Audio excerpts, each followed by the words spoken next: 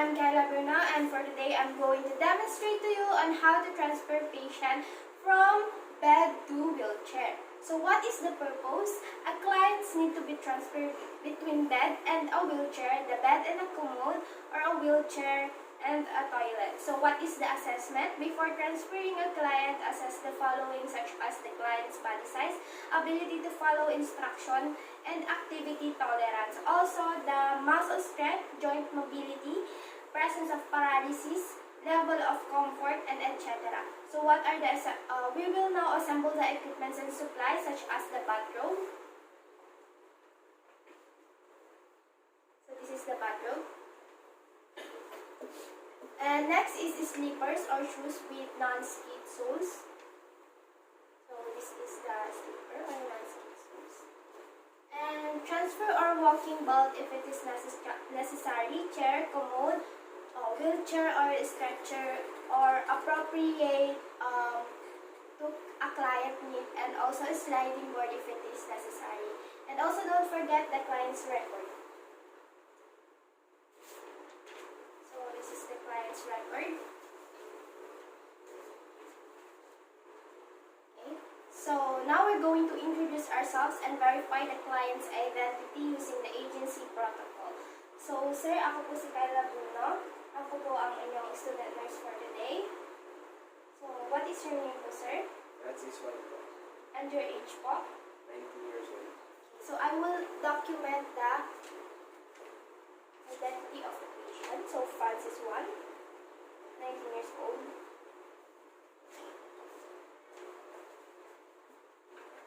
So after that, we're going to perform hand hygiene and observe other infection control procedure. The rationale is to reduce the microorganism onto your head and then provide for the client's privacy, such as closing the doors and closing the curtains, especially when they are in the examination room. Now we're going to position and the equipments appropriately. So we're going to lower the bed at the lowest position so that the client's feet will rest flat on the floor.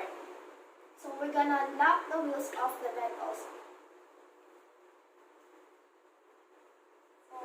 Na nilalock or nilolower natin yung bed, and then we're gonna lock the wheels of the wheelchair also. Okay. So after that, we're gonna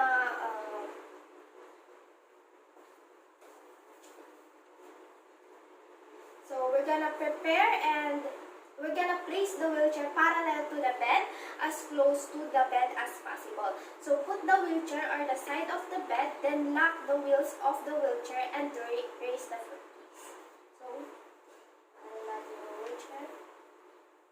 So after that, we're gonna prepare and assist the client. First, we need to assess the client to a sitting position on the side of the bed. So, sir, i-assist ko po kayo. Bibilang po ako ng 1, 2, 3. And then, tulungan niyo din po yung sarili niyo natin. So, bibilang po ako.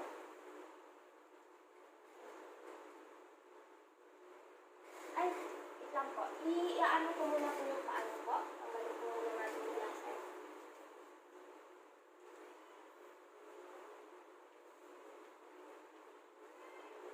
So, bababa po muna natin yung paano patient. So, bibilang po ako ng 1, 2, 3. 1, 2, 3. So, now we're gonna, ilalagay na po natin yung bathrobe and then yung non-skid slipper ng patient.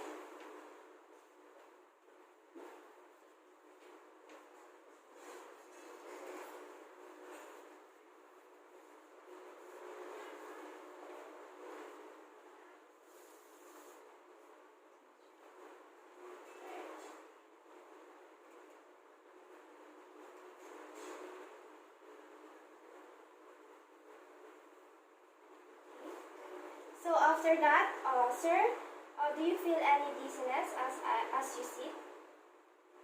Okay. after that, we're gonna position ourselves correctly to stand in front of the client. Now, we're going to assist the client in putting a bathrobe on non-skid slippers or shoes. So, nalagyan na po natin yung bathrobe and non-skid slipper. And also, place a transfer belt snugly around the client's waist. Check to be certain that the belt is securely fastened, and then the rationale is this helps prevent loss of balance during the transfer. So, imagine na lang po natin na nilalagay po natin yung transfer belt sa waist ng patient. So, after that, we're gonna give explicit instruction to the client and ask the clients to remove po kayo ng forward.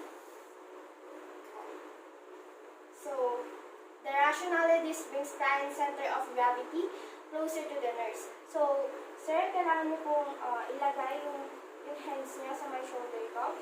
I-assist ko po kayo. Is that okay to you, sir? So, the rationale is this provides force for the movement and to reduce the potential strains on the nurse's back. The client should not grasp your neck for support. Doing so can injure the nurses. So, lagyan po yung kamay niyo sa akin. Hindi po ganun. So, on the count of 1, 2, 3, as the clients push with back foot and extend the joints on the lower extremities. Just like this. So, after that, itatayo na po natin yung patient. Bigyan pa mo ng 1, 2, 3, sir. 1, 2, 3.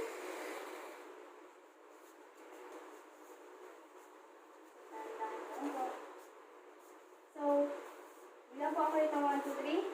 Upo kayo. 1, 2, 3.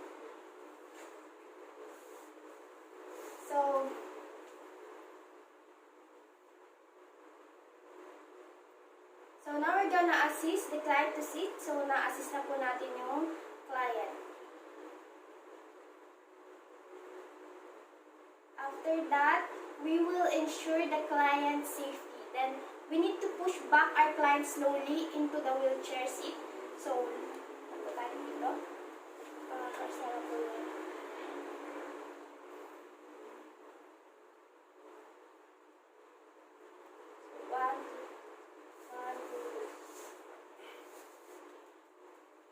So, after that, we're gonna lower the foot brace and place the client's feet on them. So after that, we're gonna apply a seatbelt as required. So, let's imagine, ilalagay natin ang seatbelt yung patient. So now we will be proceeding on how to transfer the patient, and after that, we will document pala yung relevant information.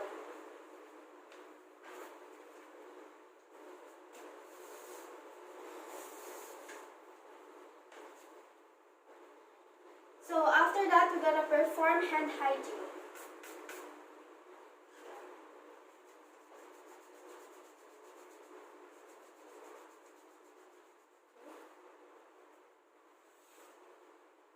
So after that, we will be proceeding on how to transfer the patient from wheelchair to the bed. So ganun lang din po yung gagawin natin. And magpe-perform po tayo ng hand hygiene. Then we need to lower the bed at the lowest position, then lock the wheels on the bed. So now we need to place the wheelchair to the side of the bed of the patient as close as possible, and then lock the wheelchairs and raise the foot please. Okay. So after that, we will now position ourselves and stand directly in front of the client, and then ask to our patient if he can move forward a little bit in the wheelchair. So the rationale is for the patient to bring her closer to the nurse. Then next, the client's hand should be placed in the shoulder of the nurse so that the client should push while standing. The rationale is this provides additional force for the movement and reduce the potential strains on the nurse's back. And also, then the client should not grasp your neck for support to avoid some injuries. Then we need to assess our client to stand and move together toward the bed, then assist him or her to sit. Then carefully assist the client to lay up in the bed and ensure the safety and comfort of the patient, and also remove the sleeper of the patient. So, sir, move po kayo. So, lagay niyo lang po yung kamay niya sa aking shoulder. Tapos, bibilang po ako ng 1, 2, 3. Tatayo po kayo. Okay po, sir? Okay. 1, 2,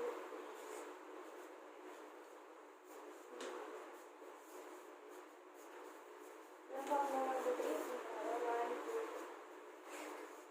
1, 2, 3. Nandito muna natin ang inyong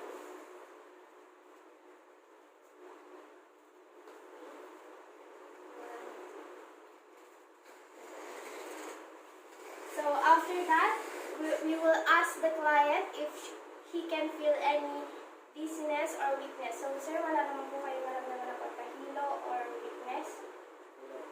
Okay. So everything is normal. So sir, everything is normal naman. Just call me if you need anything po. Okay? Ilalagyan ko lang po kayo ng blanket.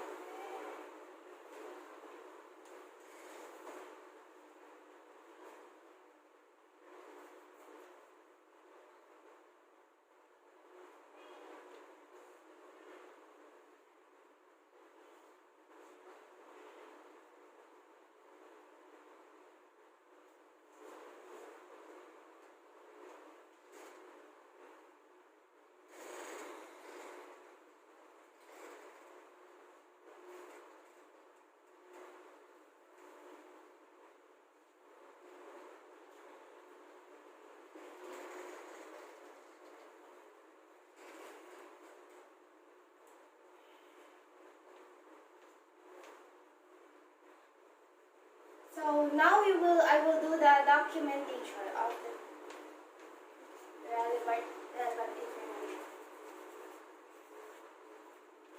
Okay. So after that, we're gonna perform hand hygiene. Rational ways to reduce the microorganism onto your hand, and then that's the whole procedure on how to transfer the patient from bed to wheelchair and wheelchair to bed.